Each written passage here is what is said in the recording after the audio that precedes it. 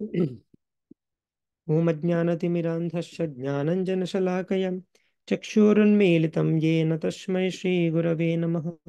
श्रीचैतन्यमनोभीष्टं स्थापितं येन भूतले स्वयं रूपकदा मह्यं ददाति स्वपदान्तिकं।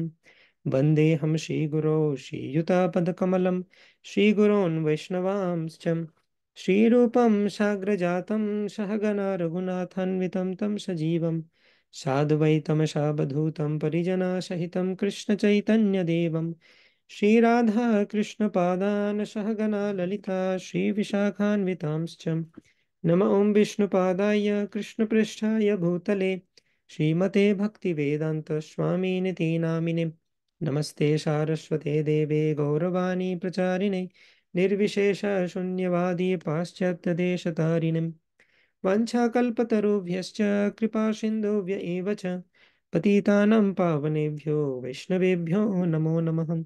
नमो महावदन्याय कृष्णप्रेमप्रदायते कृष्णाय कृष्णचैतन्य नाम्ने गौरत्विषे नमः। पञ्चतत्त्वात्मकं कृष्णं भक्तरूपस्वरूपकं भक्तावतारं भक्ताख्यं नमामि भक्तशक्तिकं। हे कृष्ण करुणा सिंधो दीनबंधो जगतपते गोपेश गोपिका कांत राधाकांत नमस्तुते। तप्त कांचन गौरंगी राधे वृंदावनेश्वरी वृषभानुसुते देवी प्रणमामि हरिप्रिये। नीलाचल निवासाय नित्याय परमात्मने बलभद्र सुभद्राभ्यां जगन्नाथाय ते नमः। जय श्री कृष्ण चैतन्य प्रभु नित्यानंद श्री अद्वैत गदाधर शिवासादि गौर भक्त वृंद। हरे कृष्ण कृष्ण कृष्ण हरे हरे हरे राम राम राम हरे हरे। হরে কৃষ্ণ।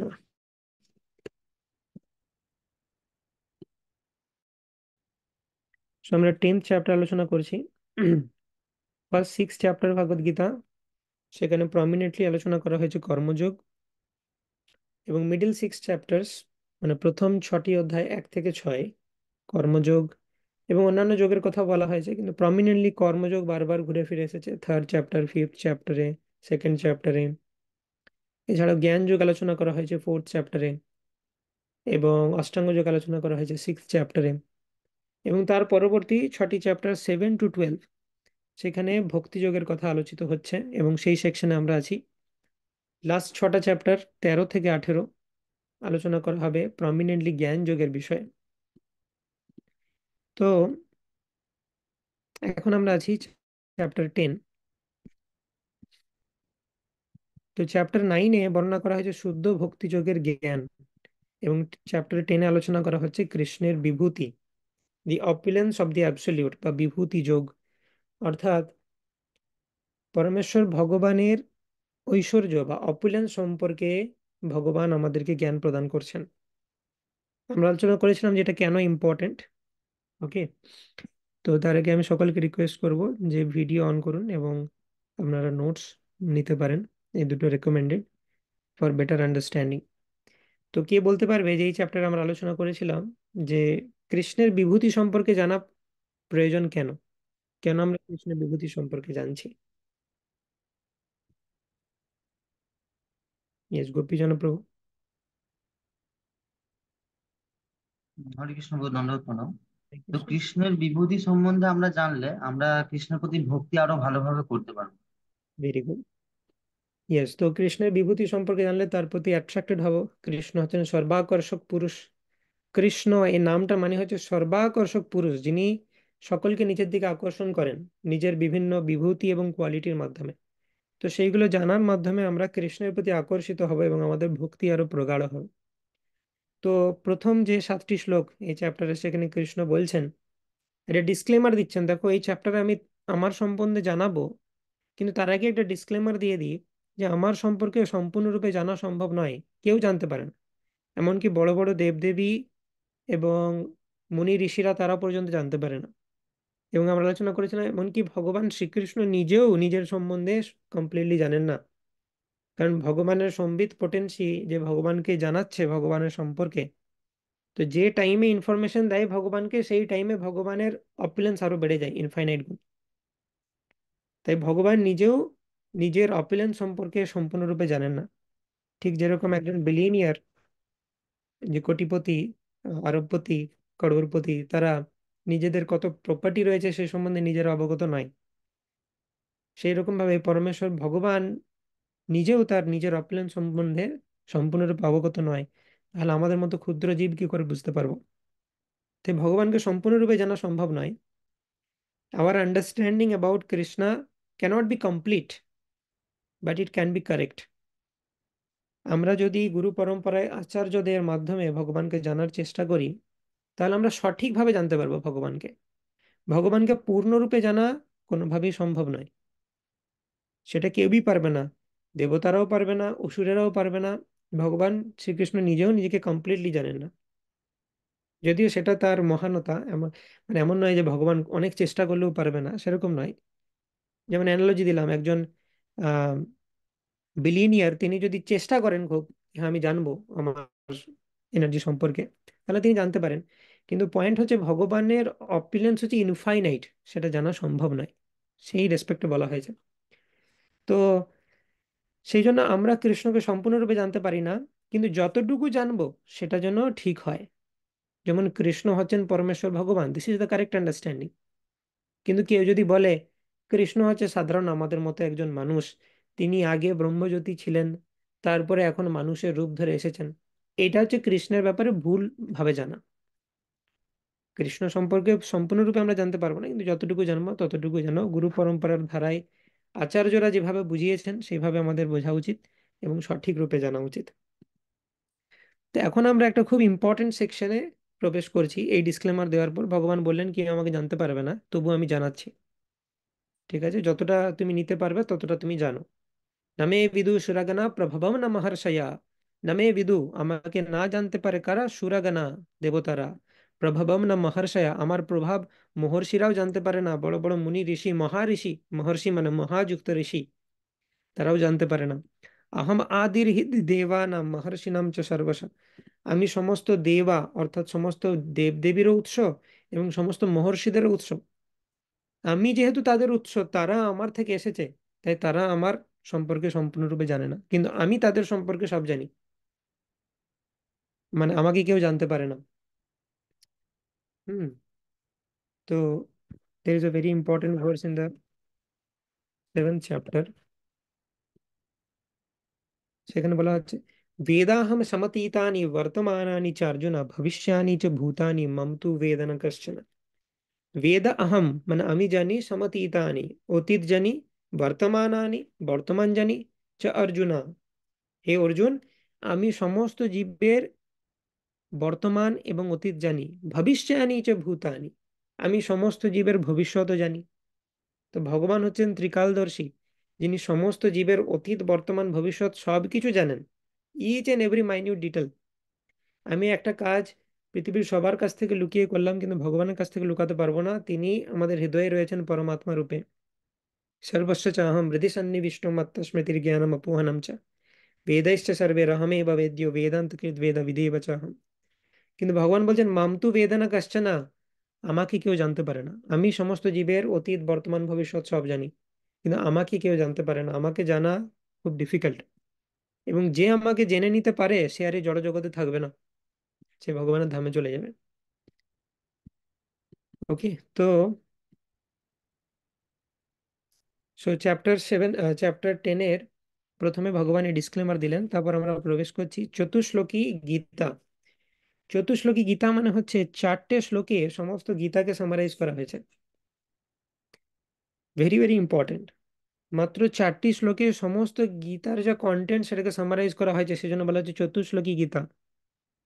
এই 4টা শ্লোক যদি আমরা ভালো করে বুঝে যাই গীতায় যে কি সারাংশ রয়েছে সেটা আমরা বুঝতে পেরে যাব। তো এই 4টে শ্লোকের অর্থ কি, কিভাবে এটা চতুশ্লোকী গীতা হচ্ছে, সেটা আজকে আমাদের আলোচনার বিষয়। তো প্রথম কথা, ভাগবত গীতা কি? ভাগবত গীতা হচ্ছে এসেন্স অফ অল উপনিষদ, সমস্ত উপনিষদের সার হচ্ছে ভগবত গীতা। ওকে।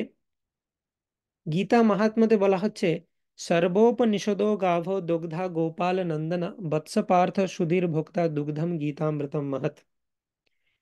তো আমরা কোয়েশ্চেন নেবো এই টপিকের ব্যাপারে, আপনাদের যদি ডিসকাশনের সময় কোনো কোয়েশ্চেন আছে তাহলে খাতায় লিখে রাখুন, কোয়েশ্চেন অ্যান্সারের জন্য স্লট দেওয়া হবে।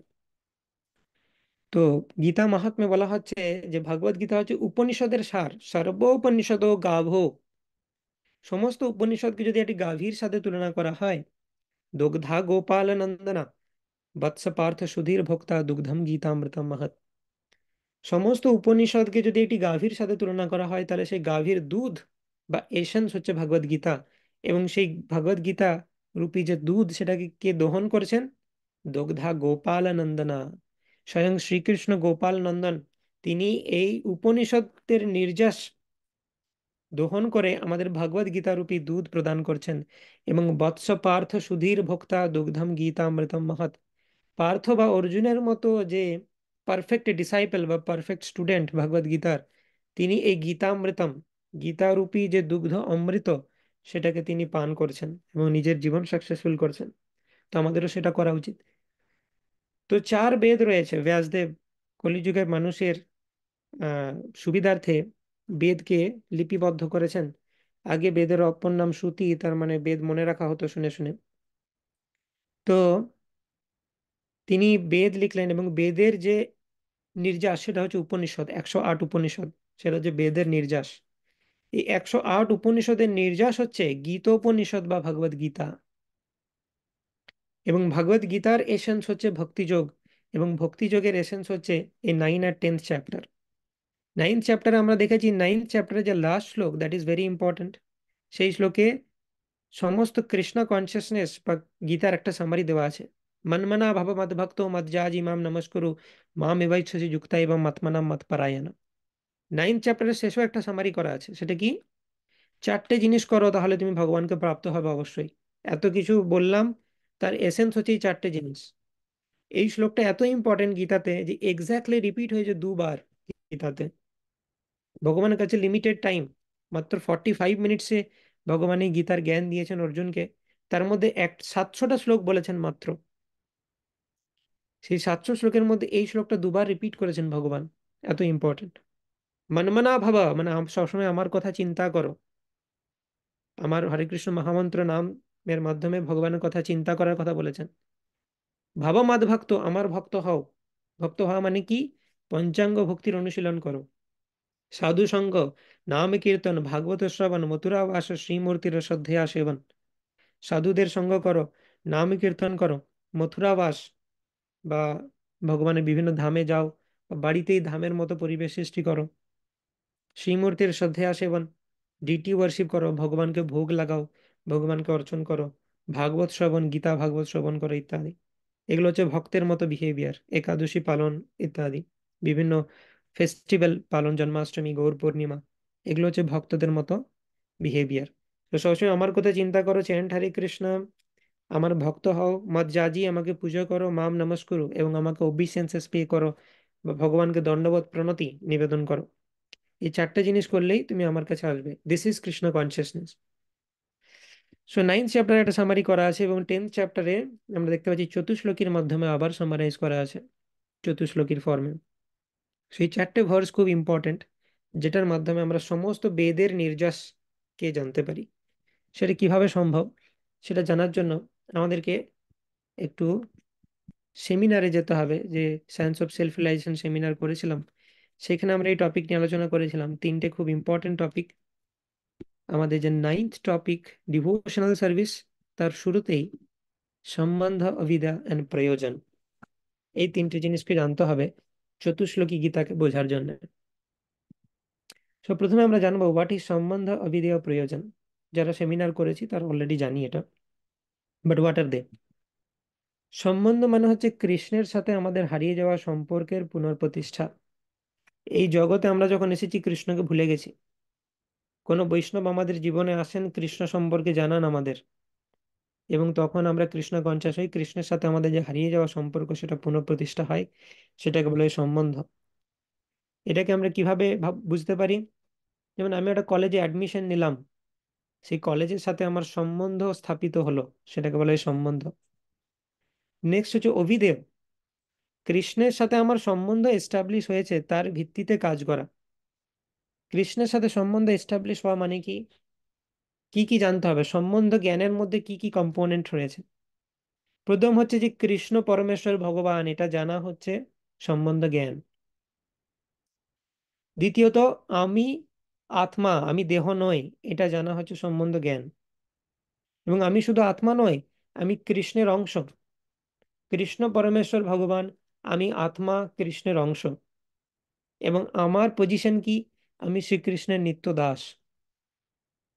এই জিনিসটা রিয়েলাইজ করা হচ্ছে সম্বন্ধ জ্ঞান। আমি চিনতে পারলাম কৃষ্ণ কে হয় আমার। এতদিন সেটাই জানতাম না। ভাবতাম কৃষ্ণ ঠাকুর, কোন রকম একটা বাকি ঠাকুরদের মতো।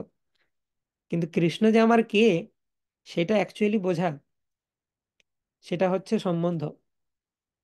কৃষ্ণ হচ্ছে আমাদের অরিজিনাল ফাদার, মানে অ্যাকচুয়াল পিতা। আমরা এই দেহ নয়, আমরা তো আত্মা।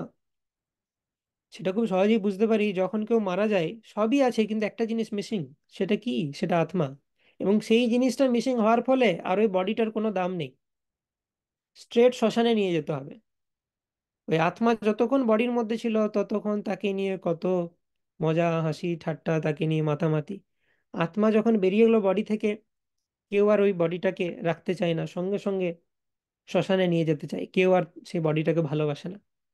সেই বডিটার কোনো দাম নেই, অ্যাকচুয়াল দাম হচ্ছে আত্মার। তো আমরা দেহ নই, আমরা আত্মা। আমরা দেহটা পেয়েছি আমাদের বাবা মায়ের কাছ থেকে, যেই দেহটা আমরা নই। অথচ সেই বাবা মাকে আমরা কতটা রেভার করি, কত সম্মান দিই, শ্রদ্ধা করি। আর আমরা যে অ্যাকচুয়াল আত্মা, সেই আত্মাটা কার অংশ? শ্রীকৃষ্ণের। তাহলে শ্রীকৃষ্ণকে কতটা সম্মান দেওয়া উচিত আমাদের, কতটা শ্রদ্ধা করা উচিত, কতটা ভক্তি করা উচিত।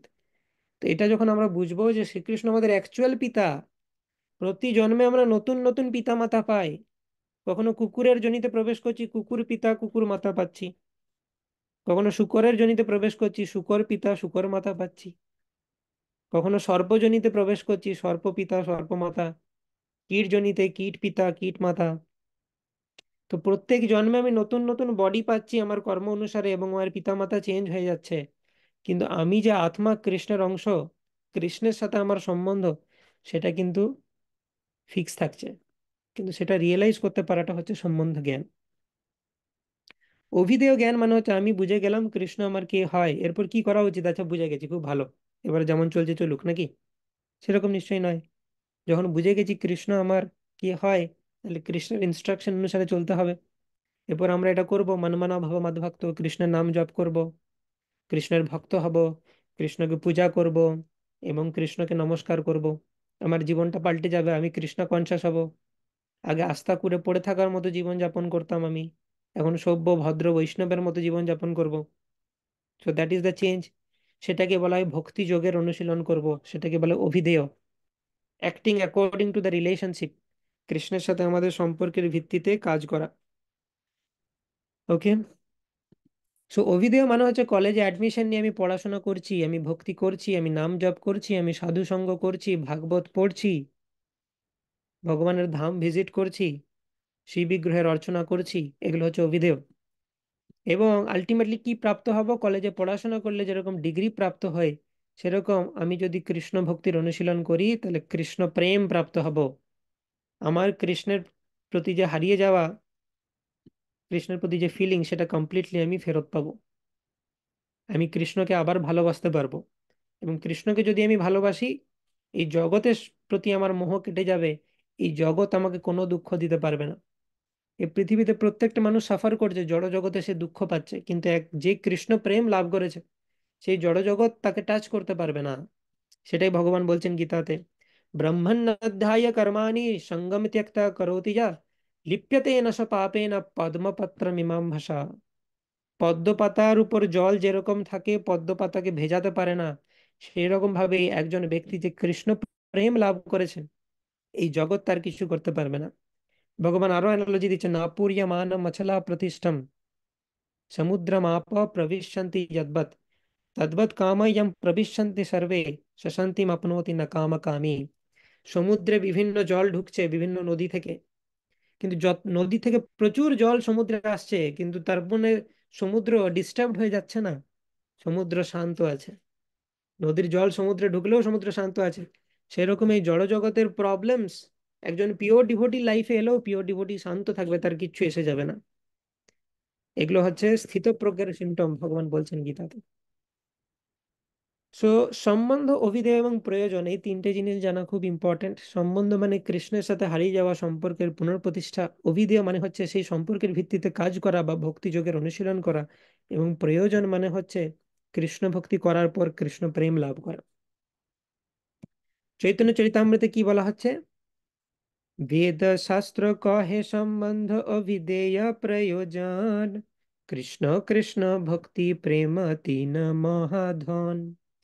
বেদ শাস্ত্র কহে, বেদ শাস্ত্র কি বলছে? সম্বন্ধ, অভিধেয়, প্রয়োজন, এই তিনটে জিনিস হচ্ছে মোস্ট ইম্পর্টেন্ট। সমস্ত বেদের সার হচ্ছে যদি আমি সম্বন্ধ, অভিধেয় আর প্রয়োজন বুঝে গেছি। কৃষ্ণ কৃষ্ণ ভক্তি প্রেম তিন মহাধন। সম্বন্ধ হচ্ছে কৃষ্ণ, অভিধেয় হচ্ছে কৃষ্ণ ভক্তি, প্রয়োজন হচ্ছে প্রেম। সম্বন্ধ কৃষ্ণ কিভাবে হলো? সম্বন্ধ জ্ঞান মানে কৃষ্ণকে জানা, কৃষ্ণ আমার কে হয় সেটা জানা। অভিধেয় মানে সেই সম্পর্কের ভিত্তিতে কাজ করা, মানে কৃষ্ণের ভক্তি করা। আর প্রয়োজন মানে ডিগ্রি লাভ করা, আলটিমেট, মানে কৃষ্ণ প্রেম লাভ করা। তাই কৃষ্ণ সম্বন্ধ, ভক্তি, অভিধেয়, প্রেম, প্রয়োজন বলা হয়। এই তিন হচ্ছে মহাধন, এবং এটাই হচ্ছে সমস্ত বেদের সার। এবং শ্রীকৃষ্ণের বিভিন্ন ম্যানিফেস্টেশন আছে এই প্রত্যেকটি তত্ত্বের অধিদেব রূপে। যেমন সম্বন্ধ অধিদেব হচ্ছেন মদন মোহন। শ্রী শ্রী রাধা মদন মোহনকে যদি আমরা সন্তুষ্ট করতে পারি, তাহলে কৃষ্ণের সাথে আমাদের যে হারিয়ে যাওয়া সম্পর্ক সেটা পুনঃপ্রতিষ্ঠা হবেন। বা রাধা মদন মোহনের কৃপায় আমরা কৃষ্ণের সাথে হারিয়ে যাওয়া সম্পর্কে পুনঃপ্রতিষ্ঠা করতে পারি। সম্বন্ধ অধিদেব প্রণাম বা রাধা মদন মোহনের প্রণাম মন্ত্র হচ্ছে এটা: জয়তাম সুরতো পঙ্গুর মম মন্দ মতের গতি মৎসর্বস্ব পাদাম ভোজও রাধা মদন মোহন। মানে আমি হচ্ছে পঙ্গু এবং মন্দমতি, আমার বুদ্ধি নেই, আমি লেম, মানে আমি নিজে কোনো কাজ করতে পারি না তোমার কৃপা ছাড়া। ভক্ত প্রার্থনা করছেন, মত সর্বস্ব পাদাম ভোজ ও রাধা মদন মোহন। শ্রী শ্রী রাধা মদন মোহনের সেই পাদপদ্মই আমার সবকিছু। ওনাদের কৃপা ছাড়া আমি কিচ্ছু করতে পারবো না, ওনাদের কৃপা ছাড়া আমি কৃষ্ণকে জানতেই পারবো না। অভিদেব অধিদেব মানে হচ্ছে শ্রী শ্রী রাধা গোবিন্দ দেব, যিনি ভক্তদেরকে নিজের সেবায় নিযুক্ত করেন। তার প্রণাম মন্ত্র হচ্ছে রাধা গোবিন্দ দেবের প্রণাম মন্ত্র: दिव्याद् वृन्दारण्य कल्पद्रुमादः श्रीमत् रत्नागार सिंहासनस्थौ श्रीमद् राधाशील गोविन्द देवौ पृष्ठालवेशेव्यमानौ स्मरामि। দিব্যাদ বৃন্দারণ্য কল্পদ্রুমাব, বৃন্দারণ্য অর্থাৎ বৃন্দাবনের মধ্যে রত্ন সিংহাসনের উপর রাধা গোবিন্দ দেব বসে আছেন, এবং শ্রীমৎ রাধা শিলা গোবিন্দ দেব পৃষ্ঠালবি সেব্যমানো স্মরামি। বৃন্দাবনের মধ্যে স্বর্ণ সিংহাসনের উপর শ্রী শ্রী রাধা গোবিন্দ দেব বসে আছেন, এবং বিভিন্ন গোপীরা তাদের সেবা করছেন, বিভিন্ন সখীরা মঞ্জরীরা সেবা করছেন। তো এই যে দৃশ্যটা, সেটাকে বর্ণনা করেছেন রাধা গোবিন্দ দেবের প্রণাম মন্ত্রে। তার মানে হচ্ছে যে ভক্তদেরকে সেবায় নিযুক্ত করা হচ্ছে রাধা গোবিন্দ দেবের কাজ, অবিদেহ অধিদেব। এবং প্রয়োজন অধিদেব হচ্ছেন শ্রী শ্রী রাধা গোপীনাথ, যিনি গোপীদের নাথ। গোপীরা হচ্ছে কৃষ্ণ প্রেমের চরম পরাকাষ্ঠ, মানে গোপীদের মতো প্রেম কৃষ্ণের প্রতি আর কারো নেই। সেই জন্য গোপীদের নাথ শ্রী শ্রী রাধা গোপীনাথ, কৃষ্ণের যে গোপীনাথ বিগ্রহ, তিনি হচ্ছেন প্রয়োজন আদিদেব, বা তিনি আমাদেরকে প্রয়োজন বা কৃষ্ণ প্রেম প্রদান করেন। শ্রীমন রাস রসারম্ভী বংশী বট তটস্থিত কর্ষণ বেণু স্বনের গোপীর গোপীনাথ শ্রীয়স্তু নঃ। অর্থাৎ শ্রীমান রাস রসারম্ভী, যিনি রাস রচনা করেন, সেই গোপীনাথ বংশী অবস্থিত হয়ে তিনি তার বাঁশি বাজাচ্ছেন, এবং তার বাঁশির আওয়াজ দিয়ে তিনি গোপীদেরকে আকর্ষণ করছেন তার দিকে। সেই গোপীনাথকে আমি প্রণাম জানাই। তো এই তিনটে তত্ত্ব আমাদের বুঝতে হবে: সম্বন্ধ, অভিধেয়, প্রয়োজন। সম্বন্ধ মানে কৃষ্ণের সাথে হারিয়ে যাওয়া সম্পর্কের পুনঃপ্রতিষ্ঠা, অভিধেয় মানে হচ্ছে সেই সম্পর্কের ভিত্তিতে কাজ করা অর্থাৎ কৃষ্ণ ভক্তি, এবং প্রয়োজন মানে হচ্ছে কৃষ্ণ প্রেম লাভ করা। তো এই তিনটে তত্ত্ব হচ্ছে সমস্ত বেদের সার, এবং এই তিনটে তত্ত্বকেই ভাগবত গীতার এই চতুশ্লোকিতে আমরা বুঝবো। যদি চতুশ্লোকিতে এই তিনটে তত্ত্বকে বর্ণনা করা হয়, তার মানে চতুশ্লোকী সমস্ত বেদের সারকে বর্ণনা করছে। সেটা কিভাবে আমরা দেখব।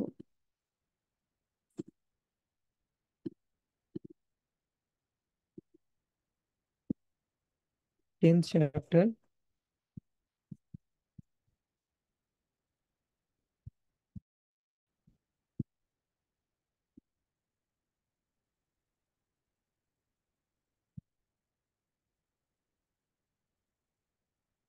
10th chapter, verse number 8.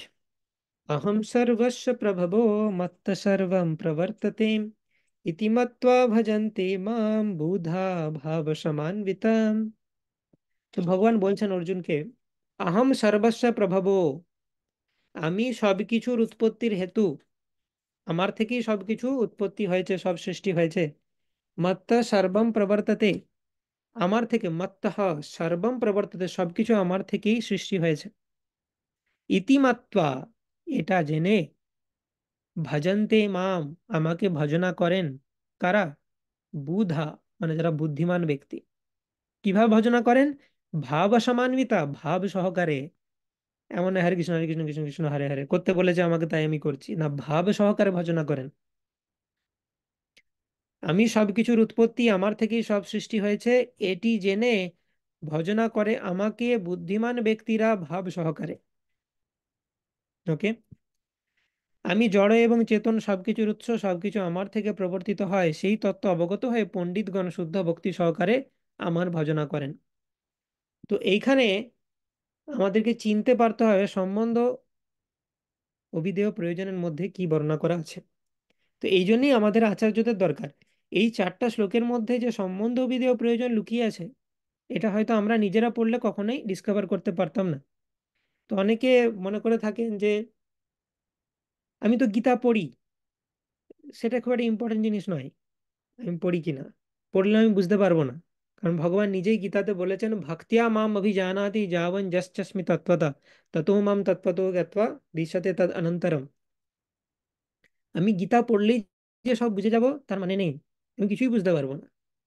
আমাকে ভক্তদের পদাঙ্ক অনুসরণ করে, মহাজনদের পদাঙ্ক অনুসরণ করে, আচার্যদের কমেন্ট্রি অনুযায়ী গীতা শেখা উচিত, তবে আমি বুঝতে পারবো গীতাতে অ্যাকচুয়ালি ভগবান কি বলতে চাইছেন।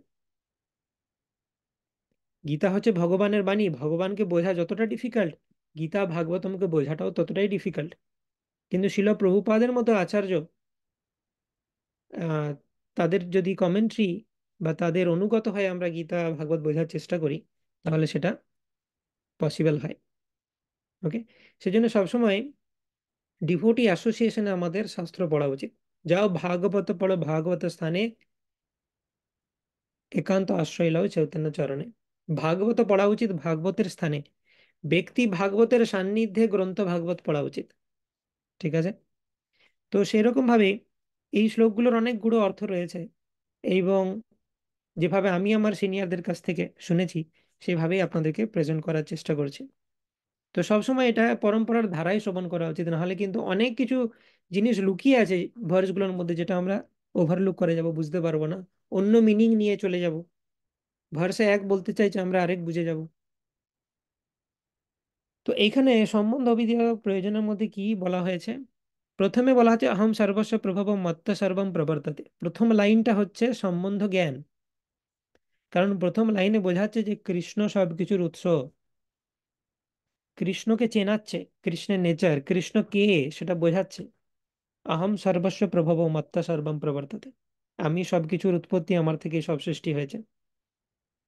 সো দিস ইজ সম্বন্ধ জ্ঞান। নেক্সট লাইন, ইতি মত্বা ভজন্তে মাম বুধ ভাব সমান্বিতা, এটা জেনে পণ্ডিত ব্যক্তিগণ আমাকে ভজনা করেন ভাব সহকারে। দিস ইজ অভিধেয় ভক্তি। ওকে। তো এই জায়গাতে আমরা কি নোটস নিতে পারি? শর্টে আমরা প্রথমে লিখতে পারি, প্রথমে আমরা লিখবো 8 থেকে 11 চতুশ্লোকী গীতা, সেটা হেডিং দাও।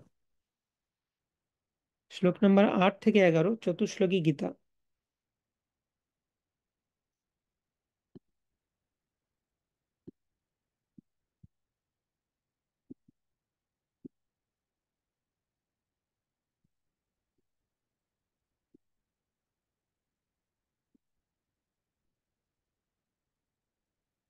এই টু 11 চতুশ্লোকী গীতা।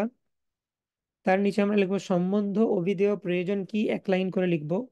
সম্বন্ধ মানে হচ্ছে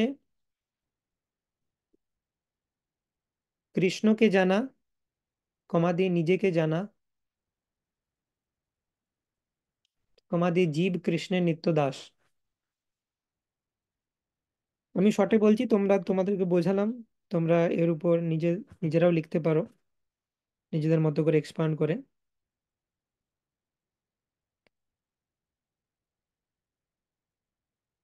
তো সম্বন্ধ মানে হচ্ছে কৃষ্ণকে জানা, নিজেকে জানা, এবং জীব কৃষ্ণের নিত্য দাস সেটা রিয়েলাইজ করা। কৃষ্ণকে জানা মানে এরপর এক্সপ্যান্ড করতে পারো যে কৃষ্ণ পরমেশ্বর ভগবান, কৃষ্ণ আমাদের অ্যাকচুয়াল পিতা, ইত্যাদি যা যা আমরা আলোচনা করলাম। কিন্তু শর্টে আমরা লিখবো কৃষ্ণকে জানা, নিজেকে জানা, এবং জীব কৃষ্ণের নিত্য দাস। সেকেন্ড হচ্ছে অভিধেয়, মানে হচ্ছে কৃষ্ণ ভক্তির অনুশীলন, সেটা হচ্ছে অভিধেয়। মানে কৃষ্ণকে জানার পর আমি সেই রিলেশনশিপের ভিত্তিতে কাজ করছি।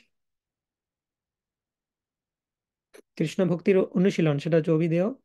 এবং প্রয়োজন মানে হচ্ছে কৃষ্ণ প্রেম প্রাপ্তি।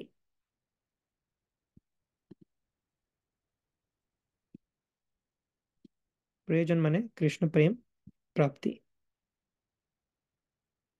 ওকে, এরপরে আমরা লিখবো 8 নম্বর শ্লোক। তার প্রথম লাইন, তোমরা এরকম লিখতে পারো, হ্যাঁ, যে ফার্স্ট লাইন সেটা হচ্ছে, বা অ্যাকচুয়ালি এটা অনুষ্টুপ, তো এখানে 4টে লাইন রয়েছে। অহম সর্বস্ব প্রভব 1 নম্বর লাইন। সেকেন্ড লাইন হচ্ছে মত্ত সর্বম প্রবর্ততে ইতি মত্বা ভজন্তে মাম বুধা ভাববশমান্বিতা। এটা অনুষ্টুপ ছন্দ। 8টা সিলেবেল করে 4টে লাইন রয়েছে। তো লিখতে পারো ফার্স্ট 2 লাইনস সেটা হচ্ছে সম্বন্ধ জ্ঞান। ব্র্যাকেটে লেখো কৃষ্ণ সবকিছুর উৎস। 8 নম্বর শ্লোক, ফার্স্ট 2 লাইনস, সম্বন্ধ জ্ঞান, কৃষ্ণ সবকিছুর উৎস।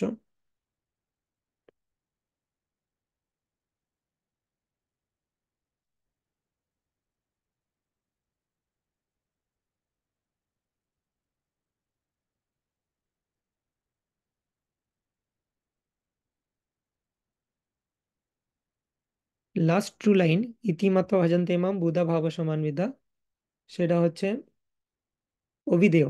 এটা হচ্ছে অভিধেয় জ্ঞান। ব্র্যাকেটে লেখো যে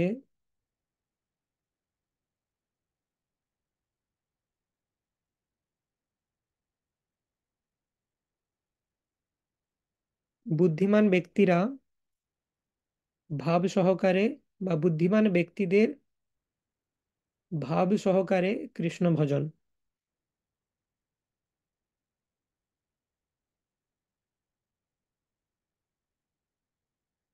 বুদ্ধিমান ব্যক্তিদের ভাব সহকারে কৃষ্ণ ভজন।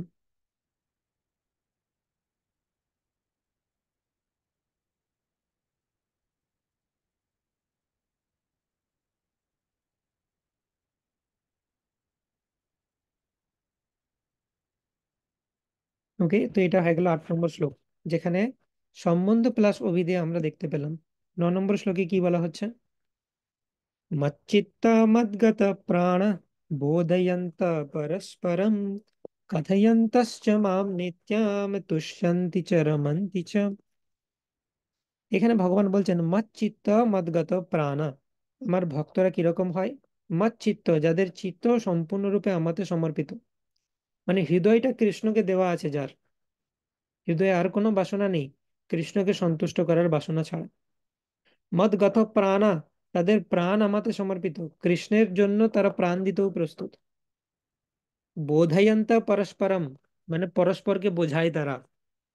আমার ভক্তরা হৃদয় আমার প্রতি সমর্পিত, এবং তারা একে অপরকে বোঝায়। কি বোঝায়? কথায়ন্তশ্চ মাম নিত্যম, তারা একে অপরের সাথে আলোচনা করে। তারা একে অপরকে কি বোঝায় আর কি আলোচনা করে? আমার নিয়ে, মাম মানে আমার সম্বন্ধে। যখনই দুজন ভক্ত মিলিত হয় আমার, তারা কৃষ্ণ সম্বন্ধে আলোচনা করেন। এবং তুষ্যান্তিচ রমান্তিচ, তারা কোনো জড়জাগতিক কথাবার্তা বলেন না, কৃষ্ণ নিয়ে আলোচনা করেন। যে আমাদের গৌর পূর্ণিমা ফেস্টিভ্যাল কিরকম গেল, সেটা নিয়ে আলোচনা। আমি অমুক প্রভুজির একটা লেকচার শুনছিলাম চৈতন্য মহাপ্রভু ব্যাপারে, এই জিনিসটা আমি জানতাম না, এটা নতুন শুনলাম। এই ধরনের আলোচনা তারা করেন। তো তুষ্যান্তিচ রমান্তিচ, এই ধরনের আলোচনা করে তারা অপ্রাকৃত আনন্দ লাভ করেন, স্পিরিচুয়াল আনন্দ লাভ করেন। তো এখানে ভগবান বলছেন যে একজন ভক্তের কিরকম বিহেভিয়ার হওয়া উচিত, বৈষ্ণব এটিকেট। এবং এটা অ্যাকচুয়ালি অভিধেয় তত্ত্বকে বোঝানো হচ্ছে। সো 9 শ্লোক আমরা লিখবো অভিধেয় তত্ত্ব। ব্র্যাকেটে লেখো ভক্তদের কিরূপ আচরণ হওয়া উচিত। অভিধেয় তত্ত্ব, ব্র্যাকেটে ভক্তদের আচরণ কিরূপ হওয়া উচিত।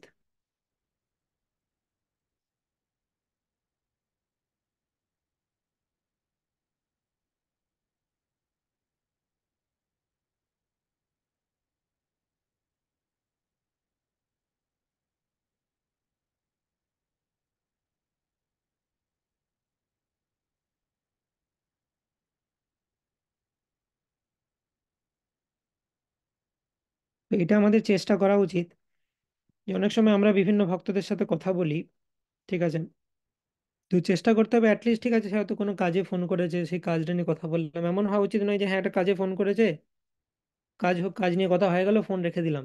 অ্যাটলিস্ট যা হোক করে আমাদের উচিত যে একটা কৃষ্ণা কনসিয়াস কিছু টপিক যেন আলোচনা হচ্ছে, সেটা আমাদের চেষ্টা করা উচিত, ভক্ত হিসাবে সেটা কর্তব্য।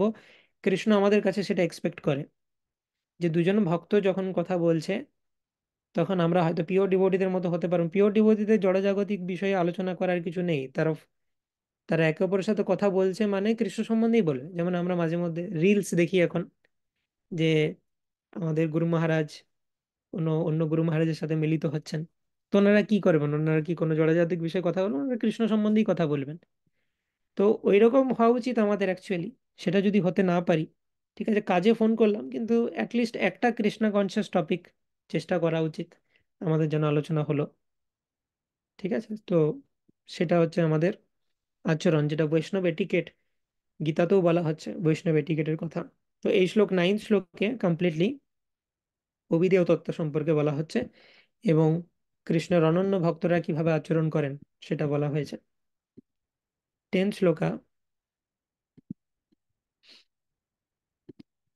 10 শ্লোকাতে হচ্ছে আহ বলা হচ্ছে, তেষাং সতত যুক্তানাম ভজতাম প্রীতি পূর্বকম দদামি বুদ্ধি যোগম তম येन মামুপয়ন্তি তে। তেষাং সতত যুক্তানাম, তেষাম মানে তাদেরকে, কাদেরকে, সতত যুক্তানাম যারা সব সময় আমার সেবায় যুক্ত, আমার ভজনে যুক্ত।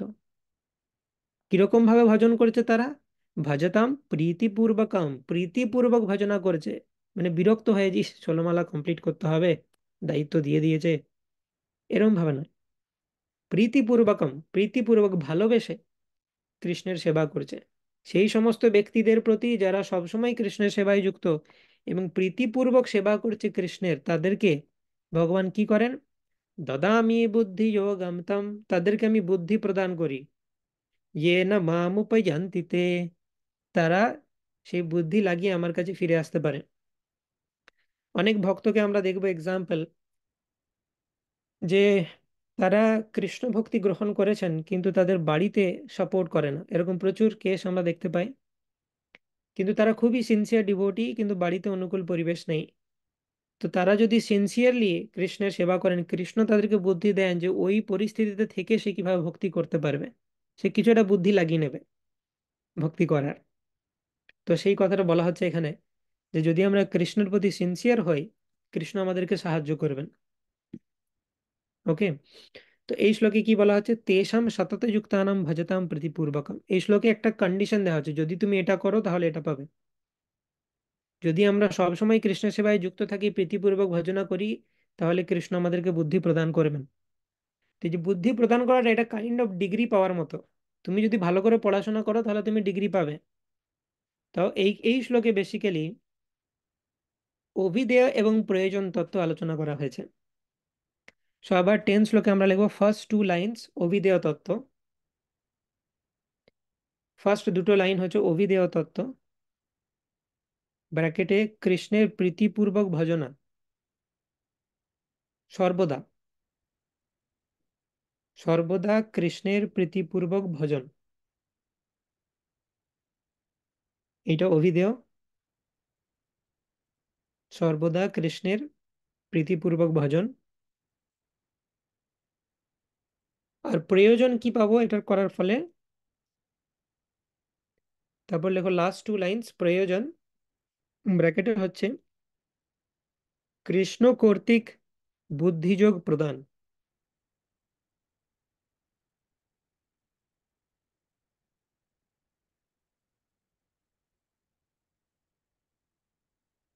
কৃষ্ণ কর্তৃক বুদ্ধিযোগ প্রদান। প্রথম দুটো লাইন অভিধেয়, কৃষ্ণের সর্বদা প্রীতিপূর্বক ভজন।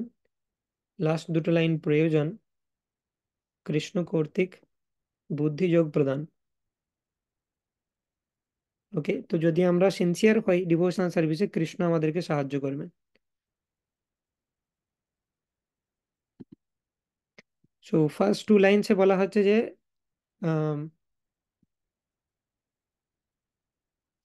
আনইন্টারাপ্টেড, সতত মানে always, uninterrupted devotional service with love, সেটা যদি আমরা করি তাহলে প্রয়োজন কি পাবো, যে Krishna will give us intelligence, sufficient intelligence যেটা প্রয়োজন to go back home, back to god head, কৃষ্ণের ভক্তি করার জন্য।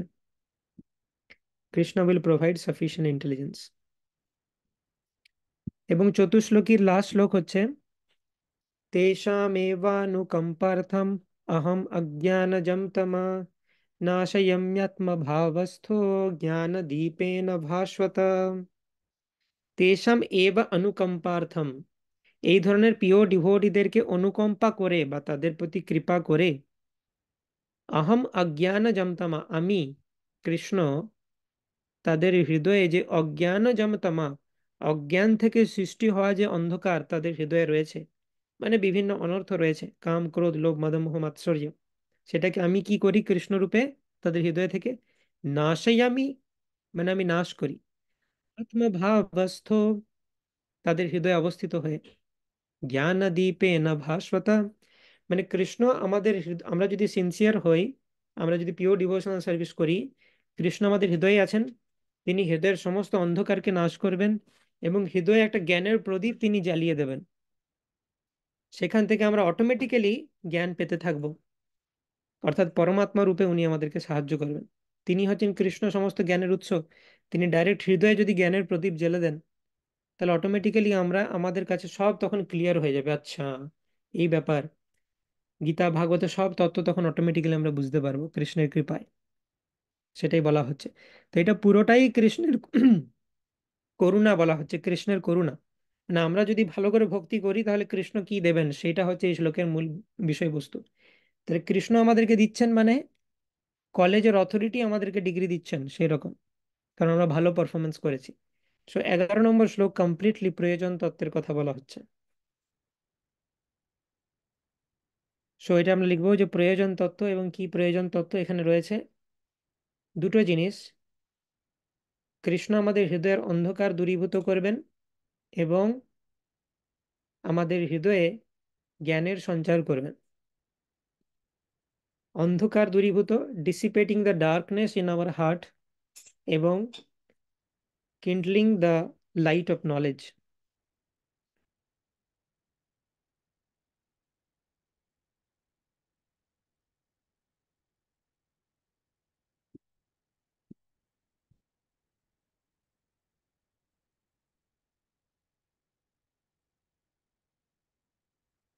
প্রয়োজন তত্ত্ব এবং 11 নম্বর শ্লোকে আমরা প্রয়োজন তত্ত্ব দেখছি। দুটো জিনিস রয়েছে, কৃষ্ণ আমাদের হৃদয়ের অন্ধকার দূরীভূত করবেন এবং আমাদের হৃদয়ে জ্ঞানের প্রদীপ প্রজ্বলিত করবেন বা জ্ঞানের সঞ্চার করবেন, যা খুশি।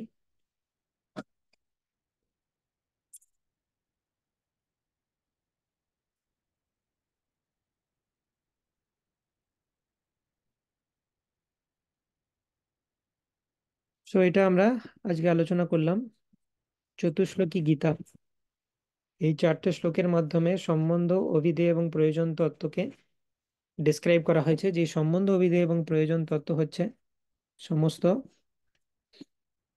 সমস্ত বৈদিক লিটারেচারের সার সেটা, এবং সেটাই উপনিষদে বর্ণনা করা হয়েছে, সেটাই গীতাতে বর্ণনা করা হচ্ছে। ওকে, সেই পরে আরো দুটো সেকশন আছে এই চ্যাপ্টারে, সেটা আমরা কভার করবো নেক্সট ক্লাসে। নাও কোয়েশ্চেন্স, কারোর কোনো প্রশ্ন থাকলে রেজ হ্যান্ড করতে পারেন বা চ্যাট বক্সে লিখতে পারেন।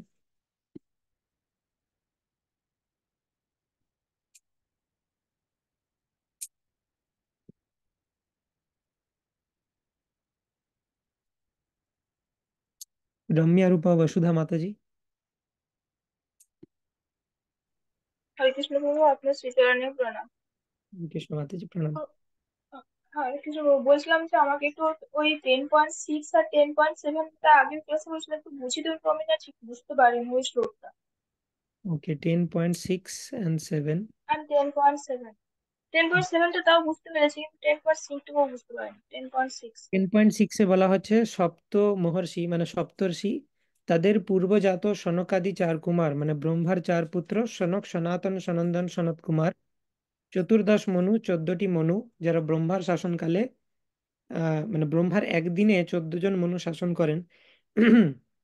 সকলেই আমার মন থেকে উৎপন্ন, মানে তারা ভগবানের থেকে উৎপন্ন। সপ্ত মহর্ষি 7, 4 জন চতুষ্কুমার, 7 4 11, এবং চতুর্দশ মনু +14, মানে টোটাল এই 25 জন ব্যক্তি, তারা ভগবানের থেকেই সৃষ্টি হয়েছে এবং তাদের থেকে বাকিরা সৃষ্টি হয়েছে। মনু মানে হচ্ছে মানুষ। মানুষ, আমাদেরকে মানুষ বলা হয়, আমরা মনুর বংশধর, তাই আমাদেরকে মানব বা মানুষ বলা হয়। তো সমস্ত মানুষ এই 25 জন ব্যক্তিদের কাছ থেকে এসেছে এবং এই 25 জন ব্যক্তি কৃষ্ণের থেকে এসেছে, তার মানে সবাই কৃষ্ণের থেকে এসেছে, সেটাই বলা হচ্ছে। তাহলে পুরো আমরা তাহলে তো আমরা যে জানতাম যে ব্রহ্মা থেকে যে জীবের সৃষ্টি হয়, তাহলে এটা অ্যাকচুয়ালি না, এর ভেতরে নলেজ হচ্ছে এটা আজকে এই এই 10.6 চ্যাপ্টারে মানে শ্লোকে দেওয়া রয়েছে। মানে আমরা জানতাম যে ব্রহ্মা থেকে সমস্ত জগতে জীবের সৃষ্টি হয়েছে, কিন্তু আজকে তাহলে জানলাম যে 25 জন মহর্ষি থেকে সমস্ত জীবের, এটা কি? তো ব্রহ্মা এসেছে কৃষ্ণ থেকে, কৃষ্ণ থেকে আসে হ্যাঁ। ব্রহ্মা, ব্রহ্মা থেকে আসে এরা। এই যে বললাম সনকাদি হ্যাঁ। চার কুমার। এই যে মনু, যেমন আমরা ভাগবতমে দেখতে পাবো স্বয়ংভুবা মনু ব্রহ্মার থেকে সৃষ্টি হয়েছে। তো এই যে মহর্ষি, চতুষ্কুমার, মনু, এরা সবাই হুম। ব্রহ্মার থেকে এসেছে এবং এদের থেকে এসেছে মানুষ। তো ক্রমটা হচ্ছে এরকম, কৃষ্ণ হচ্ছে ইনিশিয়াল, কৃষ্ণ হচ্ছে আদি, তার থেকে আসে ব্রহ্মাজি, ব্রহ্মাজির থেকে আসে এই 25 জন, এই 25 জনের থেকে আসে সবাই। ও, ঠিক আছে, বুঝতে পেরেছি। আর ও 10 নাম্বার 7টা একটু বুঝিয়ে দিন। টেন টেন পয়েন্ট পয়েন্ট সেভেনটা সেভেন এখানে বলা হচ্ছে, যিনি আমার এই বিভূতি এবং যোগ যথার্থ রূপে জানেন, তিনি অবিচলিতভাবে ভক্তিযোগে যুক্ত হন, সে বিষয়ে সন্দেহ নেই। আমরা যদি এটা জানি, এই যে ধরুন আপনি, আপনি হচ্ছেন প্রকৃষ্ট উদাহরণ। আপনি এতদিন জানতেন ব্রহ্মা থেকে সব সৃষ্টি হয়েছে, এই চ্যাপ্টার পরে আপনি জানলেন যে কৃষ্ণ থেকে সব সৃষ্টি হয়েছে, তাহলে আপনার ভক্তি কৃষ্ণের প্রতি অবশ্যই বাড়বে। তো সেটা এখানে বলা হয়েছে যে যিনি আমার সম্বন্ধে এই বিভূতিগুলো ভালোভাবে জানেন, তিনি আমার প্রতি অবিচলিতভাবে ভক্তিযোগে যুক্ত হন। অবিচলিতভাবে মানে আর কোনো ডিস্টার্ব হবে না। মাঝে মধ্যে মনে হতে পারে না ব্রহ্মাও তো ভালো, হ্যাঁ ব্রহ্মাকে পুজো করলেও হয়, কিন্তু যদি আমরা জানি কৃষ্ণ হচ্ছে সবকিছুর আদি, তাহলে আমার মনটা আর অন্য কোনো দিকে যাবে না, অবিচলিত ভাবে আমি ভক্তিযোগে যুক্ত হব কৃষ্ণের প্রতি। তো সেজন্য কৃষ্ণের সম্বন্ধে, কৃষ্ণের বিভূতি সম্পর্কে জানা ইম্পর্টেন্ট। ওকে। ঠিক আছে। খুব আজকের হ্যাঁ, আর একটু যে আজকের ক্লাসে আপনি বললেন না অভিধেয় ঝি ধোয়া ঝি বা প্রণামে, ওটা বহু কিসে ইন্ডিকেট করছে? মানে আগেরটা বললেন সম্বোধ, ওটা হচ্ছে রাধামদন মোহন, লাস্টেরটা হলো গোপীজন কৃষ্ণকে যারা প্রেম দিচ্ছে। আর এটা কি বললেন তো সেকেন্ডটা? কি পাবো রাধা বলেন গোবিন্দ, যদি। রাধা গোবিন্দ দেব, আচ্ছা, রাধা গোবিন্দ। অভিদেয় ঠিক অধিদেব। আছে বাবা। হুম। কঙ্কনা মাতাজি। হরে কৃষ্ণ প্রভু। হরে প্রভু, কৃষ্ণ। এখানে আপনি বললেন যে সমস্ত উপনিষদের সার হচ্ছে গীতা, তো সেখানে ওই গাভীর সঙ্গে তুলনা করা হয়েছে, তো এটা কিভাবে হচ্ছিল প্রভু? গাভীর দুগ্ধ, মানে আমি লিখছিলাম তো আমার ছাড়িয়ে গেল, এটা বুঝতে পারলাম না। স্ক্রিনশট নিতে পারো, এটা গীতা মাহাত্ম্যের একটা, গীতা মাহাত্ম্যের একটা শ্লোক, স্ক্রিনশট নিতে পারো। সর্বোপনিষদো গাভো দুগ্ধা গোপাল নন্দনা বৎস পার্থ বৎস সুধীর ভোক্তা দুগ্ধম গীতামৃতম মহৎ। সমস্ত উপনিষদকে যদি গাভী রূপে তুলনা করি এবং সেই গাভীকে দগ্ধা মানে সেই গাভীর থেকে দুগ্ধকে বের করছেন কে? গোপাল নন্দন, অর্থাৎ কৃষ্ণ স্বয়ং। এবং পার্থ মানে হচ্ছে অর্জুন। বৎস, গাভীর দুধকে কে পান করে? গো বৎস মানে বাছুর। সো পার্থ সেরকম গো বৎসের মতো সুধীর ভোক্তা, ধীর স্থির পারফেক্ট স্টুডেন্ট, এবং সেই দুগ্ধের পরম ভোক্তা, তিনি সেই দুগ্ধকে আস্বাদন করছেন পার্থ। দুগ্ধম গীতামৃতম মহৎ, দুগ্ধরূপী গীতামৃতকে পার্থের মতো বৎস খুব সুন্দরভাবে আস্বাদন করছেন, এবং সেই দুগ্ধকে দহন করছেন স্বয়ং গোপাল নন্দন এবং উপনিষদ রূপী যে গাভী। তো এইটা হচ্ছে অ্যানালজি, উপনিষদ হচ্ছে গাভী, গীতা হচ্ছে দুগ্ধ, ভগবানকে বলা হচ্ছে গোয়ালা এবং পার্থকে বলা হচ্ছে গোবৎস। আচ্ছা, ঠিক আছে প্রভু, thank you. Okay, so chat বক্সে কিছু প্রশ্ন এসেছে, দেখি আমরা।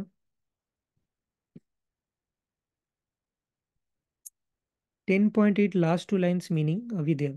অহম সর্বস্ব প্রভব মত্ত সর্বম প্রবর্ততে, সেটা হচ্ছে সম্বন্ধ জ্ঞান। ইতি মত্বা ভজন্তে মাম বুধ ভাব সমান্বিতা। সো 10.8 লাস্ট টু লাইন্স আর অভিধেয়, কারণ এখানে বলা আছে ইতি মত্বা ভজন্তে মাম, বাই নোয়িং দিস যে Krishna is the source of everything, ভজন্তে মাম, they perform devotional service. Who? The intellectual people বা পন্ডিতা, they perform Krishna's devotional service ভাব সমান্বিতা, with feelings। তো সেটা হচ্ছে অভিধেয় তত্ত্ব, ভাব সহকারে ভক্তি যোগের অনুশীলন। How to avoid that kind of conversation? After getting aware of it, I tried, but my mind get disturbed and a bad feeling to whom the person is discussing about any person with me। তো প্রথমে বিভিন্ন জিনিস apply করা যেতে পারে।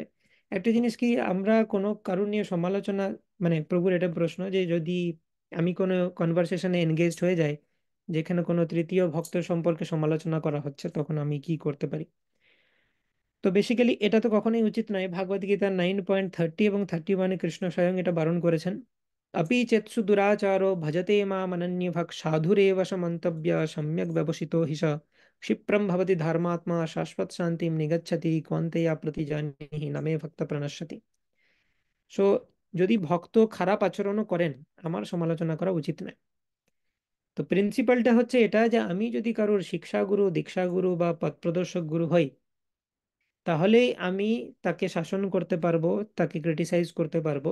Otherwise আমার কোনো অধিকার নেই। আমার নিজের চরকায় তেল দেওয়া উচিত বেসিক্যালি, মানে নিজের উপর নিজের দোষগুলো দর্শন করা উচিত।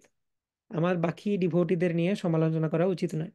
যদি আমি দেখি অন্য কোনো ভক্ত এসে খুব সুন্দরভাবে সমালোচনা করছেন, আমি এরকম বলতে পারি ঠিক আছে প্রভু বাদ দিন, আর কি করা যাবে, ও সে বুঝবে।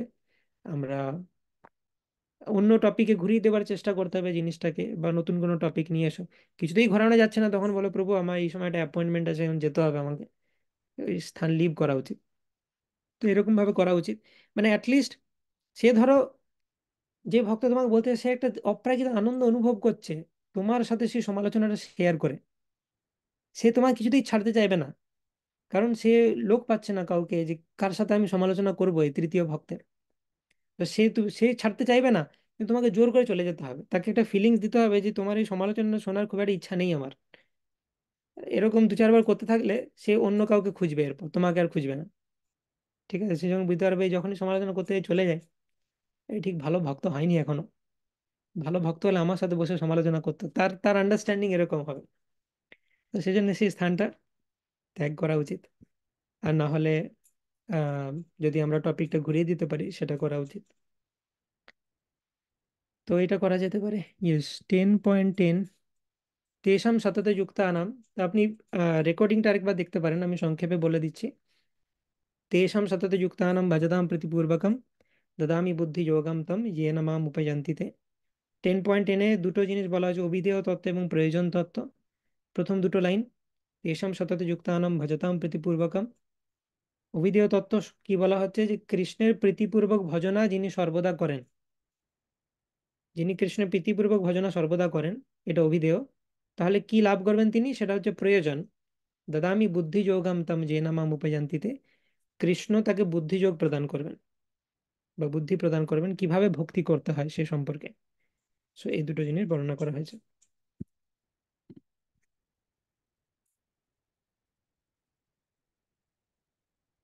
হুম। সো ওটার ফলো আপ কোয়েশ্চেন হচ্ছে যে থার্ড যে প্রভুজি, তার সম্বন্ধে সমালোচনা করা হচ্ছে, তার প্রতি একটা ব্যাড ইমপ্রেশন চলে আসে। How to get rid of that? ম্যানেজমেন্টের নামে বহুত বেশি হয়ে যায়। তো প্রথমে এটা আমাদের বুঝতে হবে। তো কোয়েশ্চেন আরেকবার ক্লিয়ার করি যে কোন একজন ভক্ত এসে আমার সামনে তৃতীয় ভক্ত সম্বন্ধে সমালোচনা করছেন, আমি না হয় যা হোক করে তাকে কাটিয়ে দিলাম, কিন্তু ওটা আমার মাথায় অনুরণিত হতে থাকে, রিভারবেরেট করতে থাকে যে ওই তৃতীয় ভক্তের সম্বন্ধে এরকম বললো। তো প্রথমে এটা বোঝা উচিত যে এমনকি ব্রহ্মা, ইন্দ্র, এদেরও পতন হয় সবার মধ্যেই। আচ্ছা, যিনি ডিসকাস করছেন তার সম্বন্ধে, যার সম্বন্ধে হোক, তৃতীয় ব্যক্তির সম্বন্ধে বা যিনি ডিসকাস করছেন তার সম্বন্ধে। তো সবার মধ্যে ত্রুটি আছে, এটা তো আমরা একটা খুব ফেমাস অ্যানালজি জানি যে ইসকন হচ্ছে একটা হসপিটাল যেখানে আমাদের ট্রিটমেন্ট চলছে। আমরা এখনো সম্পূর্ণরূপে সুস্থ হয়নি, এবং ভগবানও সেটাই বলছেন, ক্ষিপ্রম ভবতি ধর্মাত্মা। খুব তাড়াতাড়ি সে ধর্মাত্মায় পরিণত হবে, এখন সে দুরাচারী আছে, খুব তাড়াতাড়ি ধর্মাত্মায় পরিণত হবে, তো তার টাইম লাগবে। তুমি যদি দেখো যে সে শুধুমাত্র তার একটি কাজ যে কারোর সাথে দেখা হলে সমালোচনা করছে, তো বুঝবে যে হ্যাঁ এখনো টাইম লাগবে।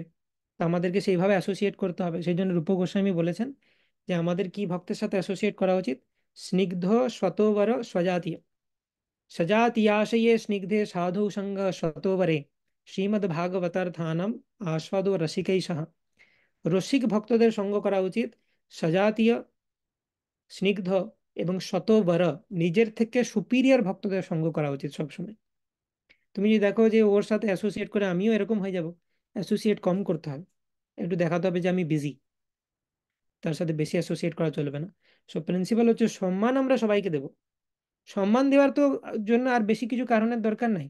সম্মান দেওয়ার জন্য এইটুকুই যথেষ্ট যে সে হরে কৃষ্ণ মহামন্ত্র জপ করেছে এবং কৃষ্ণকে তার হৃদয়ে পরমেশ্বর ভগবান রূপে অ্যাকসেপ্ট করেছে, বাস।